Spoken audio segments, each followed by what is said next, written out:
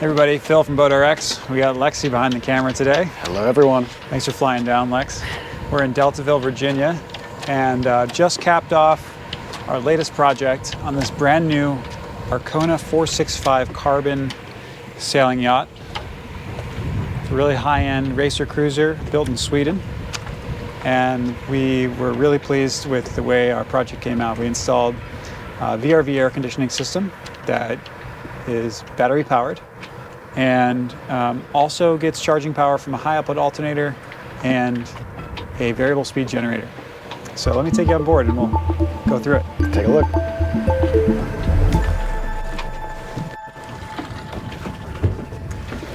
You know, when we take on these projects, the first thing we do is always talk to the owner about what their air conditioning requirements are, because it's the air conditioning system that drives the rest of the decisions for the power system that's on the boat. So I want to show you what's really unique about the air conditioning system that went into this boat. And to do that, we're going to have to climb down, Lexi, both of us, into these lockers back here. Sounds where good. we spent plenty of time hunched over doing the installation. So it feels like home. At least it's clean down here. Yeah. This right here is the compressor unit for the VRV air conditioning system. And a lot of folks haven't seen these types of air conditioning systems for boats before. It's one central compressor with 3 different air handlers throughout the boat. And what makes this special is its ability to function on very, very little power. In fact, we're able to air condition the whole boat on under 1,500 watts of power, and maximum, and on an average of more like 900 watts. And so if you're out there and you're thinking like you already are familiar with air conditioning for sailboats of this size, you've probably seen self-contained units that get installed in the various cabins, and each of those has a compressor that looks like this. But in this system, we actually have just the one compressor here in the back of the boat, and there's these refrigerant hoses. They're these white, I don't know if you can see them there at the camera. Yeah. These white hoses that are actually carry the distributed refrigerant to each air handler. And the system just runs with only as much power as it needs. And if you've watched some of our other videos, you know we've talked about this before, but I really want to highlight this piece of equipment. This is what we call the VRV8. We call it 8 because it has 8 kilowatts of cooling power. And that roughly equates to about 36,000 BTUs of cooling as compared to other marine air conditioners in the market. And it's pretty astonishing that this one thing can cool or heat the entire boat. And it's like people just wonder, like, how do they do it? Well, one of the things that was done to make this unit so efficient was to build a really efficient condenser. And the condenser is where the refrigerant interfaces with the seawater and the heat is released back to the seawater. Well, this uses this big 1-inch hose that comes in, and we move a ton of water through this titanium condenser. And by increasing the efficiency of the condenser, we're able to reduce the temperature differential between the refrigerant and the seawater temperature. And if the refrigerant doesn't have to be as hot to transfer the heat to the seawater, then we don't have to run the pressure as high. And if we don't have to run the pressure as high coming out of the compressor, we can decrease the electrical torque that's on the motor inside the compressor. And when we do that, we decrease the amount of current, electrical current, that it takes to run the compressor. So that's a long way of saying that by engineering every part of the system to be as highly efficient as possible, we're able to really cut in half the amount of power that's used by typical air conditioning systems for a boat of this size. So hopefully I didn't lose you in that. I know that's kind of a mouthful, but this is the thing that consumes the most power on the boat to keep the boat warm or cool. And let's take a look at the other side of the steering locker, and I can show you how we're generating power.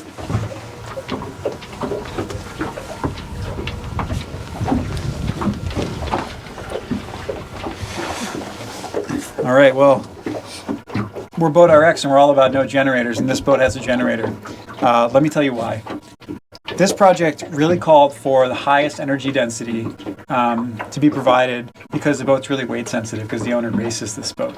And when we looked at all the options for big battery banks and everything like that, we found that This generator, which only weighs 150 pounds, single cylinder diesel, it's variable speed from whisper power. This provided the most bang for our buck in terms of weight and efficiency. So we're still using the output of this generator in a hybrid format to charge a lithium battery bank, and we'll show you that on the inside. But I wanted to show you this. These generators are really unique because they actually output around 400 volts of three-phase AC power in a varying frequency range based on the speed of the generator output. And that gets converted and inverted to the useful 115 volts that we use inside the boat by this power module. And so this generator will match the load that's required by the charging equipment in the boat. All right, let's go take a look inside. You can see how we're using power, one of the ways that we're generating power. Now let's go take a look at how we're storing the power. Sounds good to me.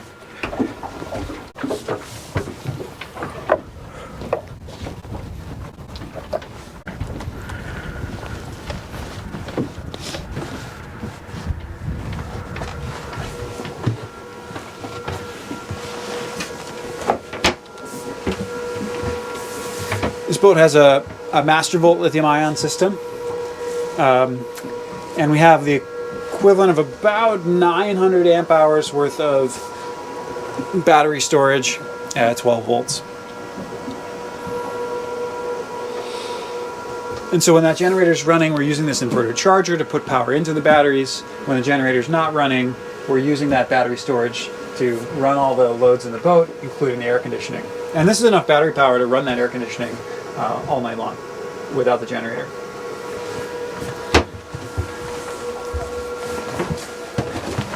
One other way we charge is through the operation of the main engine. And we installed a 255 amp alternator from American Power Systems. We worked with our friends at Ocean Planet Energy for that part. And that's really rapid charging for the main engine.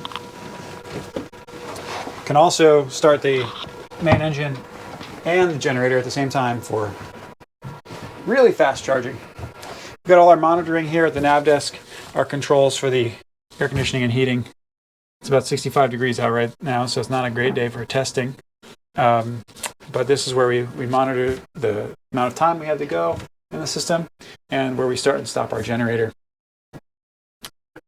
And one other thing I want to point out about this boat, one of the things that made it really unique and a really challenging project for us was that because this boat was designed and built in Sweden, there was actually no place for air conditioning to be installed. There were no designed locations for these air conditioning units.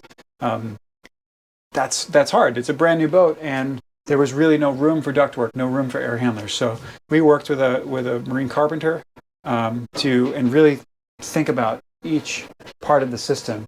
And although it was challenging, the real benefit was that we were able to design the ventilation exactly how we wanted it. And the truth is that if you want to have a really efficient air conditioning system, you need to have ventilating equipment or ventilation design that also allows for that efficiency. And that's like by getting the ventilation distributed up high. And so you can see here in the main salon, our air handler is down under the settee here, and we literally had no place to bring up ductwork. And on the other side of this is the shower. So we were able to build a plenum and send our pressurized treated air up the plenum and out of this supply grill to be distributed throughout the main salon. So anyway, that's the Arcona 465, the latest project from BoatRx. So thanks everybody for watching, and thanks Lexi for running the camera. You know it. Bye.